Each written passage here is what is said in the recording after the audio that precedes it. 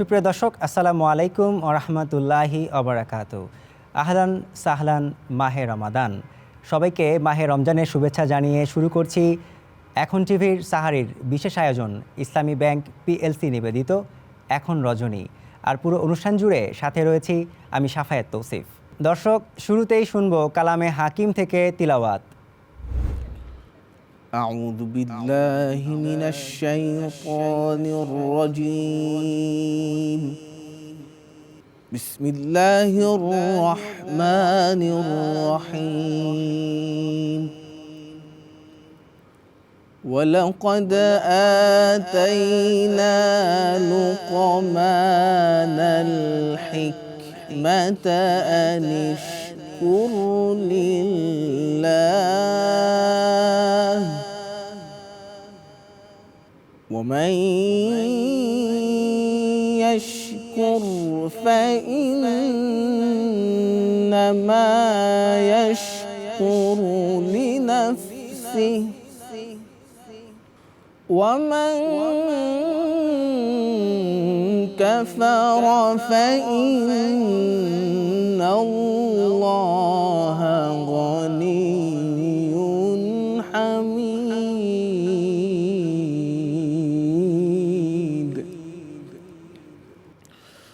وإذ قال لقمان لبنيه وهو يعظه يا بني لا تشرك بالله إن الشرك لظلم عظيم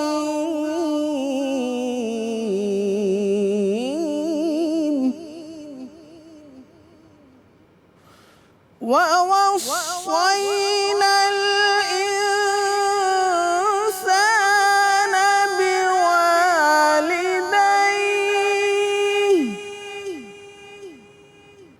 حملته أمه وهنا على وهن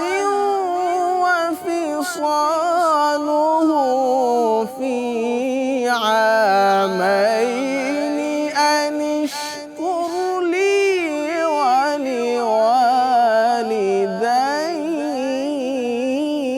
ولوالديك وإذ قال لقمان لبنيه وهو يعظه يا بني لا تشرك بالله إن الشرك لظلم عظيم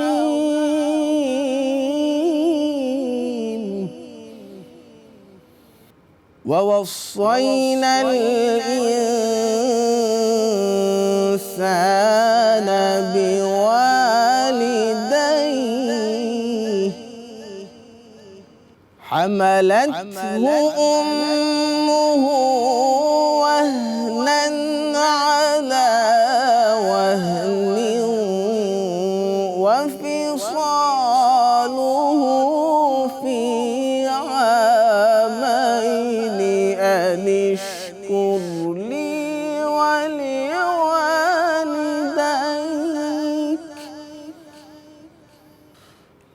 حملته أمه وهنا على وهن وفصاله في عامين أن اشكر لي ولوالديك إلي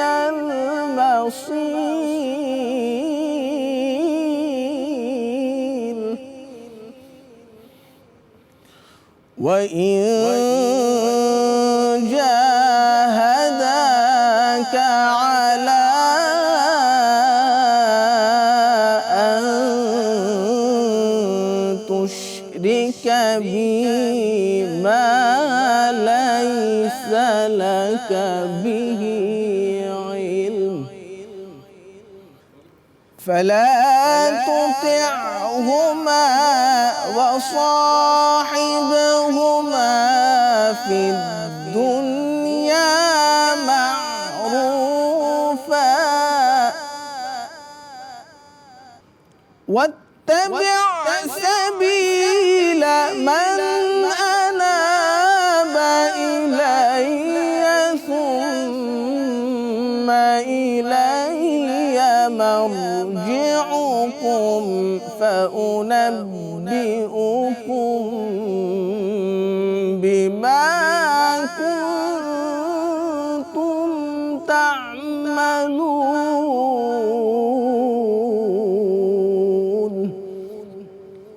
واتبع سبيل من أناب إلي ثم إلي مرجعكم فأنبئكم بما كنتم تعملون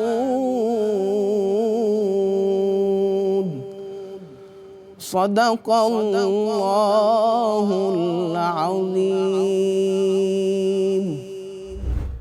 সময় হলো বিজ্ঞাপন বিরতির। আপনারা দেখছেন ইসলামী ব্যাংক পিএলসি নিবেদিত এখন রজনী। ফিরছি কিছুক্ষণের মধ্যেই।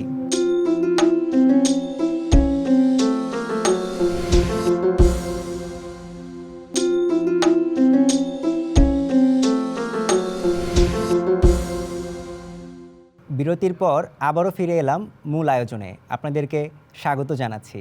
দর্শক, এবার পবিত্র কোরআন এবং সুন্নাহ থেকে জীবন ঘনিষ্ঠ কিছু মাসলা মাসাইল জেনে নেব। আসসালামু আলাইকুম ওয়া রাহমাতুল্লাহি তাআলা ওয়া বারাকাতুহু।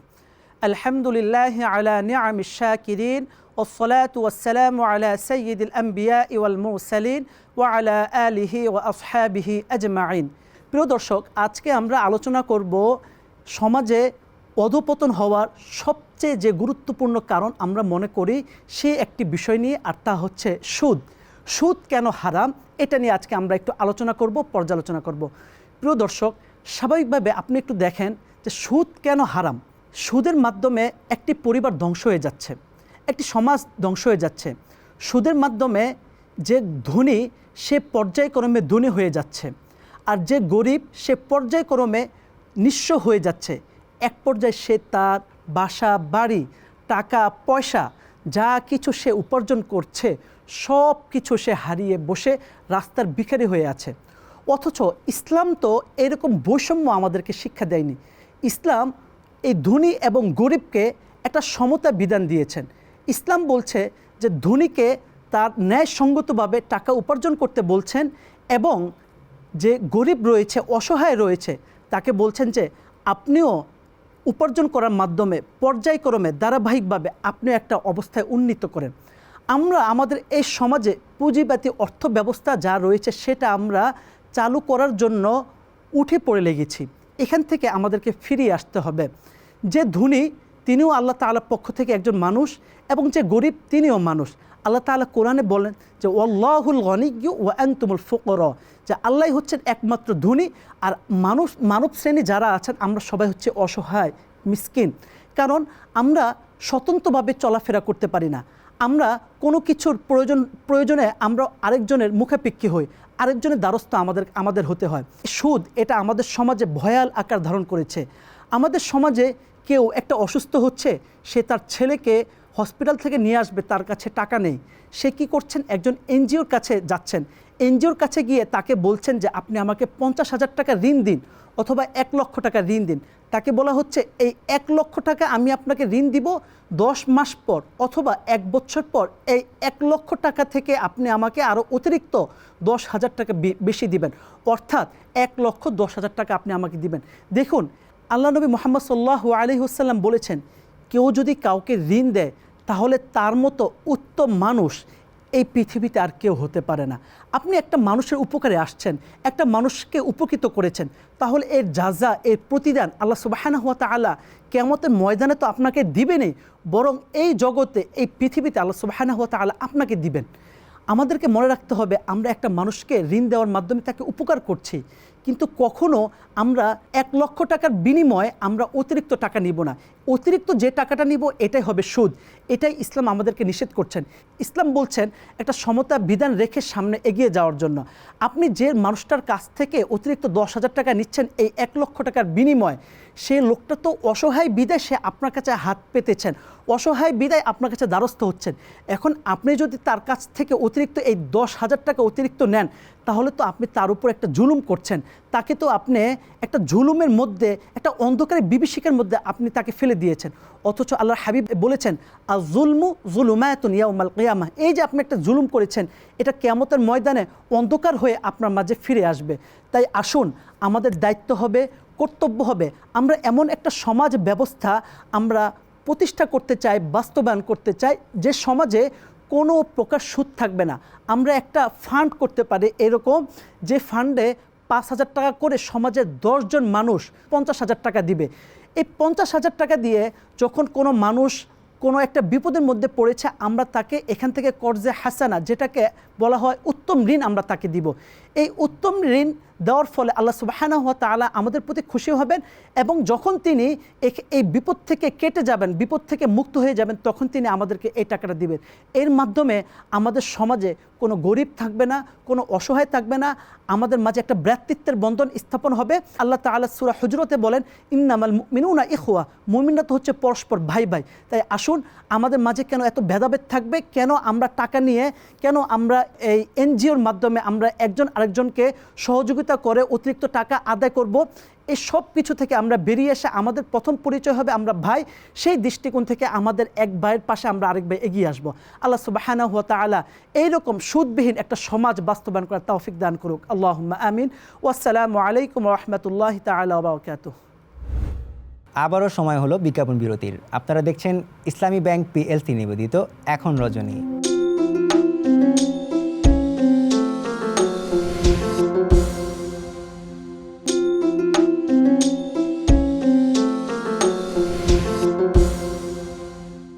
বিরতির পর আবারও ফিরে এলাম।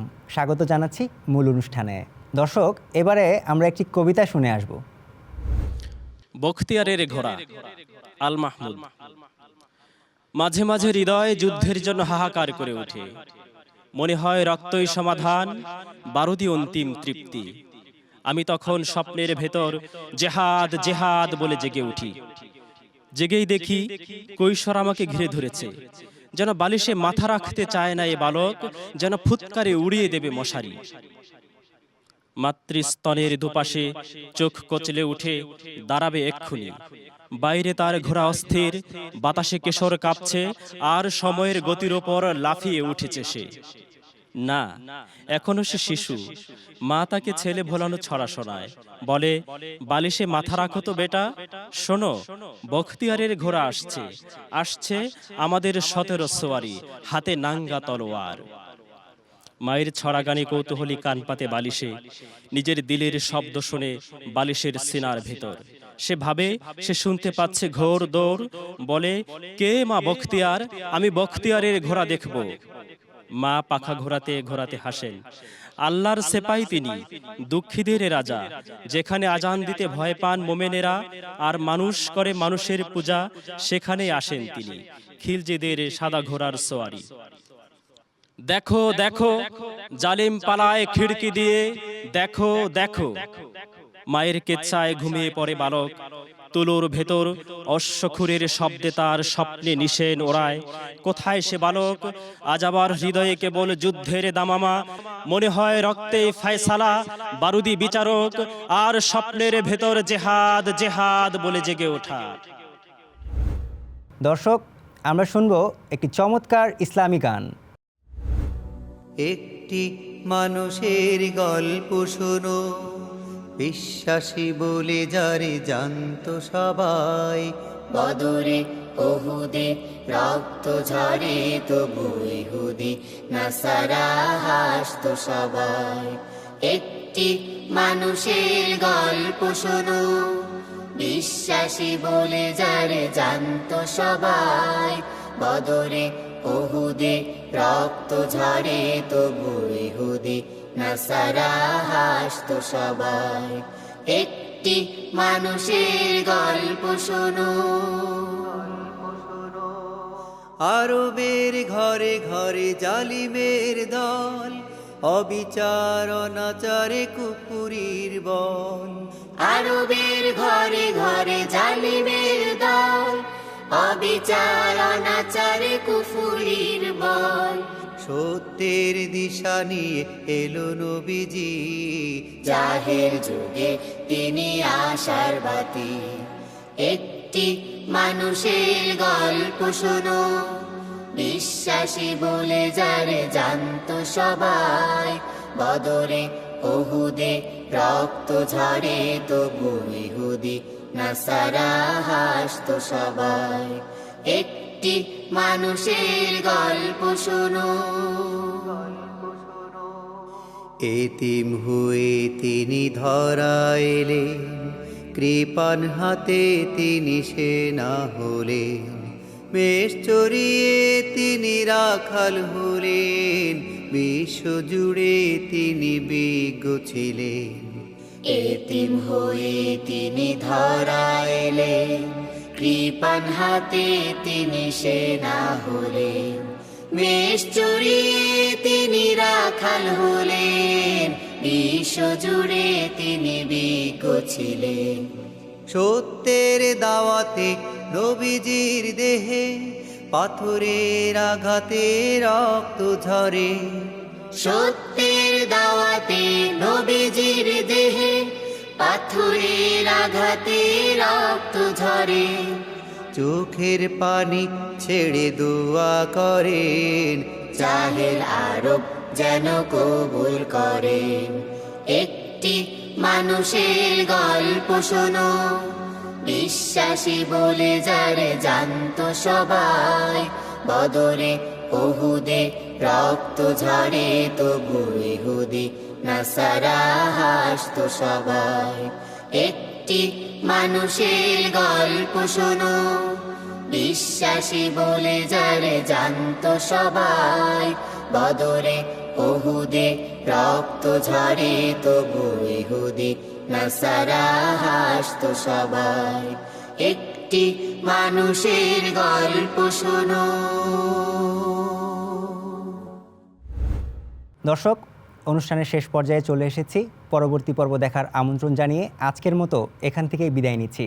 মহান রাব্বুল আলামিন আমাদের সবাইকে ভালো রাখুন, সুস্থ রাখুন। আল্লাহ হাফেজ।